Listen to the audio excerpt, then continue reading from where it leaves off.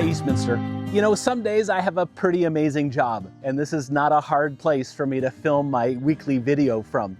These are the lupins at Dave and Allison Cook's property out here on Sills Road near Stirling, and right now they are in full bloom.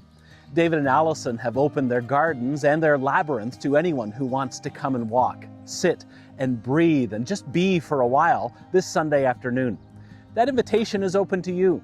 Details are in this week's Connect email newsletter. And at my feet is not just a garden, but a labyrinth. Labyrinths are ancient. They show up in cultures going back thousands of years. But the one that became central to the Christian spirituality is the 11-circuit labyrinth embedded in the floor at Chartres Cathedral in France, laid there in the early 1200s, during the medieval period, when pilgrims couldn't make the long and dangerous journey to Jerusalem. They would walk a labyrinth at Chartres instead, as a kind of sacred journey in miniature.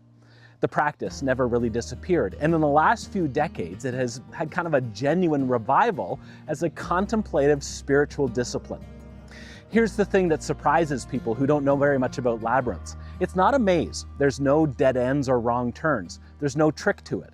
There's just a path that leads to the center. Traditionally, Christians walk a labyrinth in 3 movements. The first is releasing.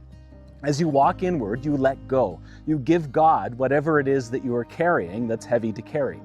The second is receiving. When you reach the center, you stop. You rest. You listen for God's voice with open hands and open hearts. And the third is returning. You walk back out, but you carry something different now.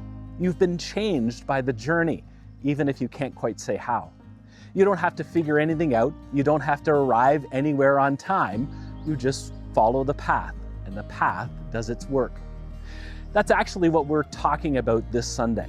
This week at Eastminster, we're in John chapter 15, and Jesus says something that is either deeply comforting or a little unsettling, depending on your perspective. He says, "I have called you friends," not followers, not subjects, friends. And then he says the part that kind of stops you in your track. He says, "You didn't choose me, I chose you." This week's sermon is called "The Friend Who Feeds Us." And the big idea is that we are never Christians in isolation. There's no such thing.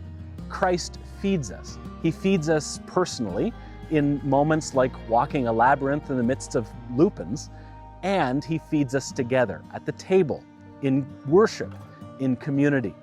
The feeding comes first. Everything else in the Christian faith, all the work and the chores and the things that Jesus gives us to do, that comes after we are fed. So I don't know whether you've got a strong personal devotional life or you're ready to go a little bit deeper into all of this, but this is a great Sunday for you to connect. As always, Graceland Sunday School is running for the kids during the service, and the Promised Land Nursery is open for our littlest ones, so bring the whole family.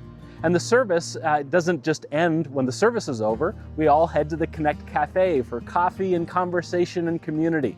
It's kind of the point, actually, especially on a Sunday all about friendship. And I want Carolyn to give us a bit of an update on our food bank project. It was quite the month of May. Thanks, Mike. We are so proud of this congregation. In May, you brought it home. We exceeded our goal of 400 items and collected 520 for the food bank. One item at a time, one Sunday at a time. That's this church doing what this church does so well. Now, June is a bit of a sprint. We were out at Swicks Park last Sunday, which was a beautiful morning, but it does mean we only have 3 Sundays to collect. 3 Sundays, one goal, let's hit 400 again. So what do you say? Can we make this Sunday a 2 a week? Non-perishable, whatever in your cupboard, whatever on sale. It adds up fast when everyone brings 2 this Sunday. You fed over 400 families worth of need in May. I am so blessed and proud to be part of this congregation. You care about the people in our community in Belleville, and that is truly amazing. So thank you, and let's do it again. Thanks, Carolyn. We would love to worship with you this Sunday, so come and be fed, and you will have the nourishment you need for the week ahead, whatever that might bring for you. And if you want to come walk this labyrinth, seriously, come walk this labyrinth. David and Allison have opened it up for you, and the Lupins are absolutely at their peak. And there's worse ways to spend a Sunday afternoon. Following a path, releasing what you're carrying, and letting something be given back to you on the way. That's not a bad description of what Sunday morning is all about at Eastminster too. So we hope to see you this Sunday at Eastminster, where faith comes to life.